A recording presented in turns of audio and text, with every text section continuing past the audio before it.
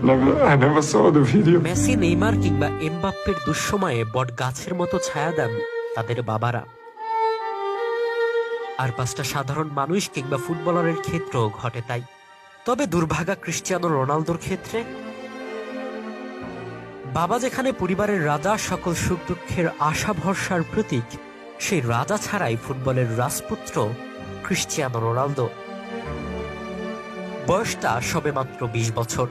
পর্তুগালের জার্সিতে খেলতে অবস্থান করছিলেন বিদেশের মাটিতে। রাশিয়ার বিপক্ষে খেলার আগের দিন হঠাৎই খবর আসে তার বাবা আর নেই। বাবার মৃত্যু সংবাদ শুনেও পরদিন খেলতে নেমেছিলেন রোনালদো। তৎকালীন পর্তুগালের কোচ লুইস ফিলিপে স্কালোরি এক সাক্ষাৎকারে বলেন, তার বাবার মৃত্যুর খবরটি আমিই তাকে দিই। সে নিজে থেকেই খেলতে চেয়েছে। সে আমাকে বলেছিল, আমি তো বাবার জন্য আজ কিছুই করতে পারবো না, তাই আমি আগামী ম্যাচটি খেলবো এবং এরপর বাড়ি যাব। পরের দিন ক্রিস্টিয়ানো অসাধারণ একটি ম্যাচ খেলেন। ছেলেকে বড় ফুটবলার বানানোর স্বপ্ন দেখতেন বাবা দিনেস আভিরো। রোনালদো যখন ছোট, বয়স ৭ বা ৮ হবে, দিনেস আভিরো আন্দোরিনহা নামে পর্তুগিজ একটি ক্লাবে চাকরি করতেন। সেই ক্লাবে রোনালদো খেলত।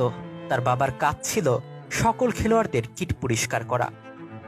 এত নিম্নমানের চাকরি করায় সতীর্থরা তাকে নিয়ে মজাও করত।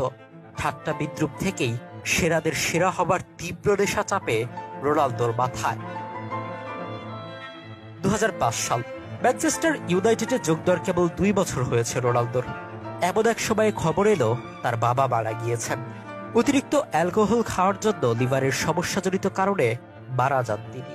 এই মৃত্যুই হয়তো রোনালদোকে আরো বেশি সাহসী, উদ্যমী করেছে।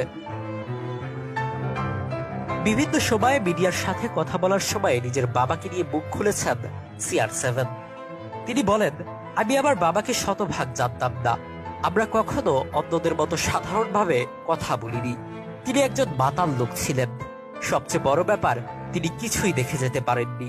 আমার পুরস্কার জয় কিংবা আমি এখন কোথায় আছি তা কিছুই তিনি দেখে যাননি। তরুণ বয়সে রোনালদো একবার তার বাবাকে বলেছিলেন, বাবা, আমরা এক সময় খুব বড় লোক হব এবং আমাদের বড় একটা বাড়ি থাকবে। সেটা শুনে তার বাবার উত্তর ছিল, এটা অসম্ভব বাবা। অসম্ভবকে সম্ভব অনেক আগেই করেছেন ক্রিস্টিয়ানো, কিন্তু বাবা কোথায়? একসময় অনাহারে থাকা সেই পরিবারের আজ রয়েছে কোটি কোটি টাকা। সবই নিজের পরিশ্রমে গড়া। কিন্তু যে বাবাকে এ বাস্তবতার কথা বহু আগে বলেছিলেন রোনালদো, তিনি কিনা এসব দেখে যেতে পারলেন না। এজন্য হয়তো এত যশ খ্যাতির মাঝেও কিছুটা আক্ষেপ কুড়ে কুড়ে খায় রোনালদোকে। নিজের শেষ বিশ্বকাপের বিদায়ের ম্যাচেও রোনালদো যখন কেঁদে কেঁদে মাঠ ছাড়ছিলেন, সেদিনও হয়তো বাবাকে বড্ড বেশি মিস করেছেন CR7। ভালো এবং সুস্থ থাকুক পৃথিবীর সকল বাবারা।